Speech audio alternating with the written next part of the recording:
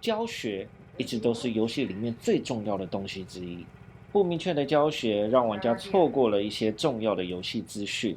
也可能会严重影响到玩家的体验。而过于细节的教学呢，也会令玩家感到厌烦。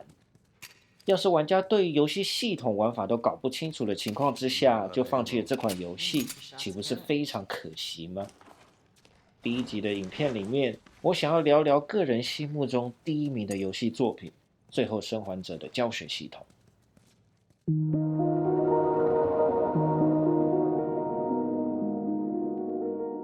在游戏中可以大致分成3种教学，分别是浮动文字、操作练习，还有强制资讯。第一种浮动文字，这种教学只会从旁边出现文字提醒玩家，玩家可以阅读也可以无视，对玩家的干扰度最低。这样的教学适合用在额外的小提示，或是不需要立即执行的操作教学，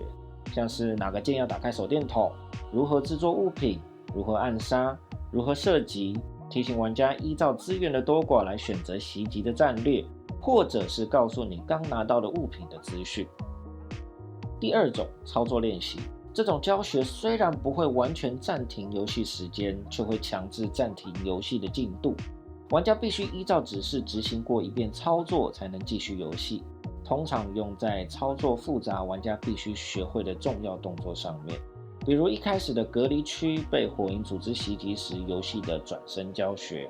玩家在正确操作之前无法做任何其他的动作，这是因为乔尔移动的时候会永远面对镜头的方向，相对其他快节奏的动作游戏来说比较不灵活，因此快速转身在这样子的游戏类型中至关重要。之后像是使用医疗包、切换背包中的武器，都是属于这一类型的教学。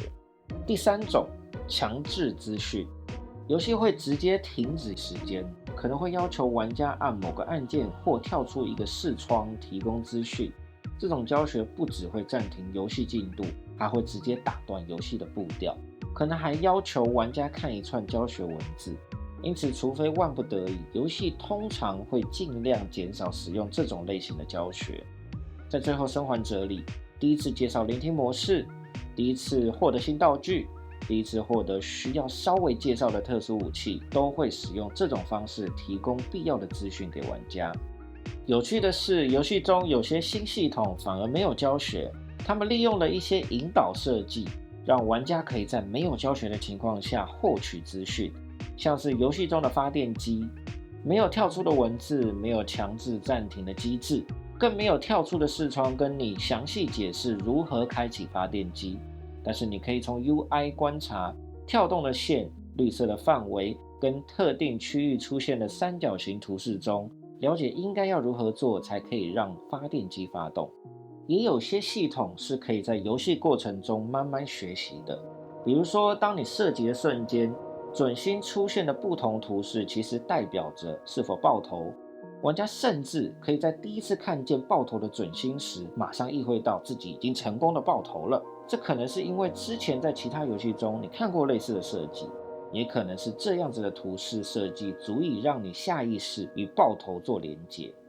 另一个例子，潜行模式中才会出现的轰轰声，之后伴随着叮声，随之而来的就是正式的开战。